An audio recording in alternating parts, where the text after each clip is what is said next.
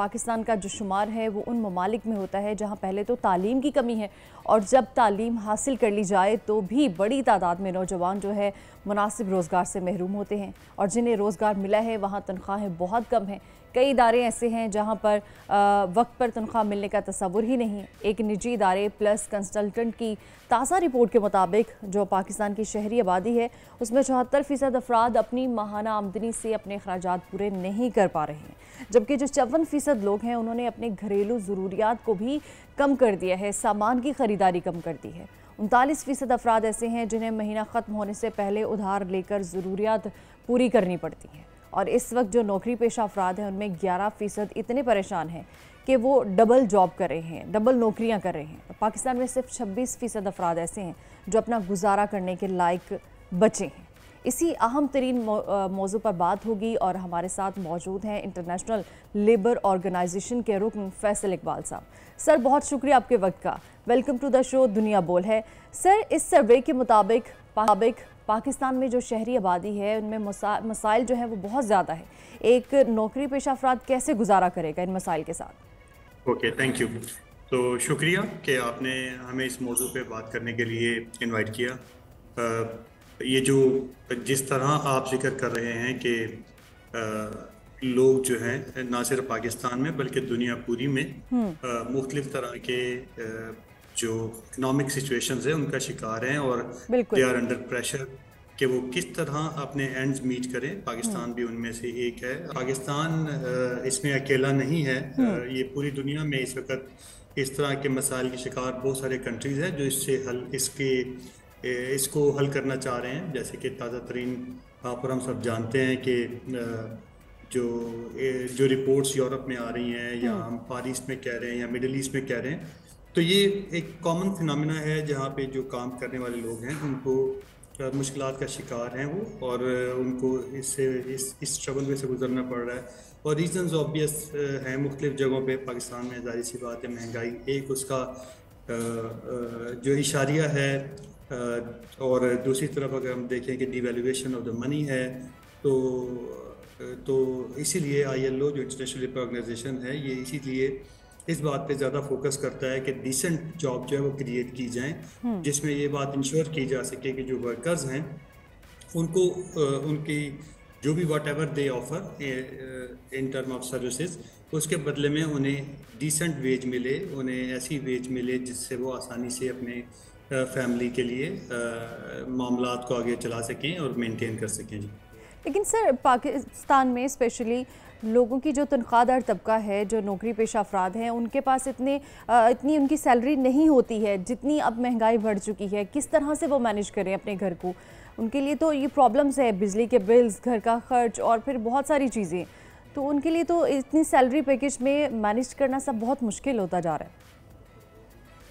جی یہ یعنی اس سے اختلاف نہیں کیا جا سکتا کہ مہنگائی ہر طرف ہے، اور پاکستان میں اگر اشاریہ دیکھا جائے تو پچھلے کچھ مہینوں میں یہ مہنگائی کی شرح کم ہوئی ہے، لیکن اسٹل جو آپ کہہ رہی ہیں اس سے میں اختلاف نہیں کر سکتا کہ جی یہ پاکستان میں جو بھی خاص طور پہ انسکلڈ ورکرز ہیں ان کو جو پیسے ملتے ہیں وہ بہت ہی کم ہوتے ہیں، اور پاکستان میں اکثریت ورکرز انسکلڈ اس میں رہتے ہیں، جبکہ جو اسکل ورکر ہیں ان کے لیے یہ چیلنج کافی کم ہے اور وہ آسانی سے اپنے معاملات کو آگے بڑھا سکتے ہیں۔ تو اس حوالے سے ILO جو ہے وہ ظاہر سی بات ہے ایک technical agency of the United nation ہے، تو ہم اپنے ٹرائپارٹائٹ پارٹنرز کے ساتھ ورکر امپلائر اور گورنمنٹ کے ساتھ مل کے ایسے پروگرام ترتیب دے دیں جس سے زیادہ سے زیادہ اسکلنگ کی جا سکے پاکستان میں، زیادہ سے زیادہ نوجوانان کو جو ہے وہ اس یعنی انکیشیبل بینکیبل اسکلز امپارٹ کیے جا سکیں، تاکہ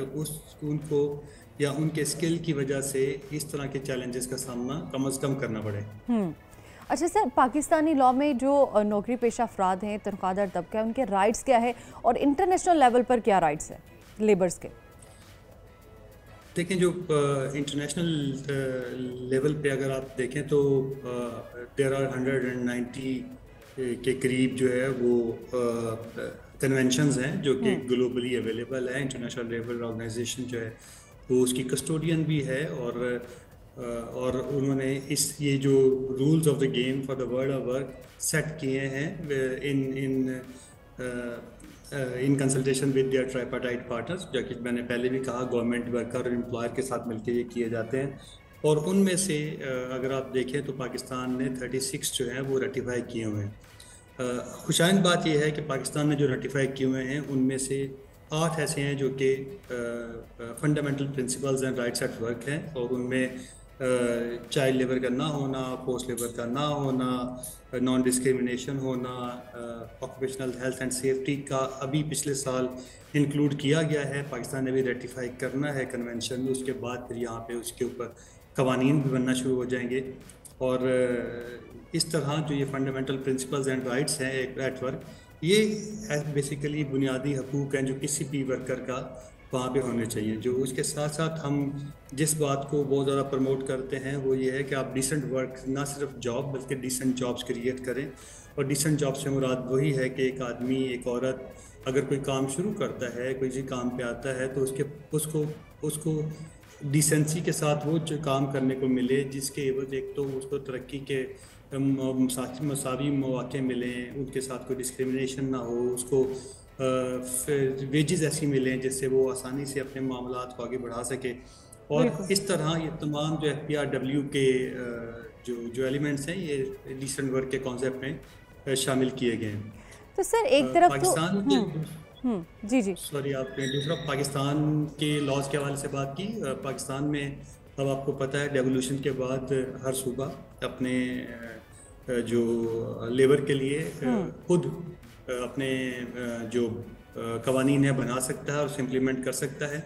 تو اس حوالے سے میں تعریف کرنا چاہوں گا کہ ہمارے تمام صوبوں نے بہت شاندار کام کیا ہے، اور ان سب کے پاس اپنے پروونشلائزڈ لاز موجود ہیں، وہ اس کے اوپر کام کر رہے ہیں.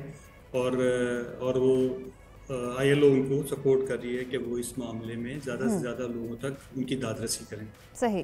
سر ایک تو مسئلہ یہ ہے کہ تنخواہ کا کم ہونا، دوسرا مسئلہ یہ ہے کہ تنخواہ کا وقت پر نہ ملنا. تو سر ایسا کیوں ہے؟ ہر سال اس میں اضافہ نہ ہونا یا پھر جو سیلری اس میں اضافہ نہ ہونا، کیا یہ سب قانون کی خلاف ورزی میں نہیں آتا؟ اور اداروں پر کون سے رولز لاگو ہوتے ہیں اس حوالے سے؟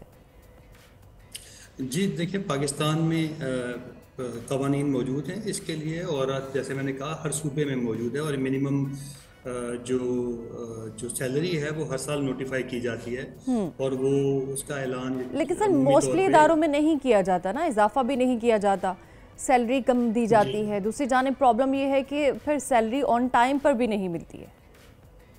جی بالکل. یعنی دیکھیں اس کے لیے جو کوششیں جاری ہیں، جو کوششیں آلریڈی ہو رہی ہیں، اس میں میں آپ کو بتا سکتا ہوں کہ 2 اقدامات بڑے امپورٹنٹ ہیں. ایک تو یہ ہے کہ جو لیبر انسپیکشن کا دائرہ ہے وہ زیادہ سے زیادہ بڑھایا جا رہا ہے تاکہ لوگ جا کے چیک کر سکیں کہ جی کہاں پہ کس کی کوئی شکایات ہیں. ساتھ ہی ساتھ ہم کوشش کر رہے ہیں کہ سب لوگوں تک یہ بات پہنچائی جائے کہ اگر آپ کو ایسے مسائل کا سامنا ہے تو آپ نے کہاں پہ اس کو کمپلینٹ کرنا ہے. اور میں یہ دوبارہ یہاں دہرانا چاہوں گا کہ ڈائریکٹوریٹ آف لیبر جو پنجاب میں، سندھ میں، خیبر پختونخوا میں، بلوچستان میں اس کے لیے اویلیبل ہیں. اگر کسی کو اس طرح کا معاملہ درپیش ہے تو وہ ان کو ریچ کر سکتا ہے. ان کے نام کو بھی جو ہے وہ سیگاراز میں رکھا جاتا ہے اور انکوائری بھی کی جاتی ہے. اور دوسری بات جو اس حوالے سے ہے وہ یہ ہے کہ اب زیادہ سے زیادہ جو پش کیا جا رہا ہے وہ یہ ہے کہ جو سیلری ہے وہ کیش نہ دی جائے بلکہ تھرو بینک دی جائے. جتنا ٹرانسپیرنسی لائی جائے گی اتنا ہی زیادہ اس میں آسانی ہوگی کہ ٹائم ہم دیکھ سکیں گے، یعنی گورنمنٹ دیکھ سکے گی. بالکل سر، ان چیزوں پر فوکس کرنا بہت ضروری ہے کیونکہ ان چیزوں کے معاملات جو ہیں وہ عام افراد سے جڑے ہوئے ہیں. عام افراد جو ہیں ان کو بہت ساری مشکلات کا سامنا کرنا پڑتا ہے. فیصل اقبال صاحب جو کہ انٹرنیشنل لیبر آرگنائزیشن کے رکن ہیں ہمارے ساتھ موجود تھے. سر بہت شکریہ آپ کے وقت کا. ناظرین، تنخواہ دار طبقے کے لیے آج ہم نے جو ٹاپک پر بات کی وہ بہت انتہائی اہم ٹاپک ہے عام لوگوں کے لیے، عام عوام کے لیے یقیناً، کیونکہ جو اس وقت مسائل چل رہے ہیں ان کو دیکھتے ہوئے تنخواہ کا ٹائم پر ملنا بہت ضروری ہے، اور تنخواہ میں اضافہ ہونا اور زیادہ ہونا یہ بھی بہت ضروری ہے، کیونکہ جس حساب سے مہنگائی بڑھ رہی ہے اس حساب سے تنخواہ کا بھی اسی میں اضافہ ہونا ضروری ہے.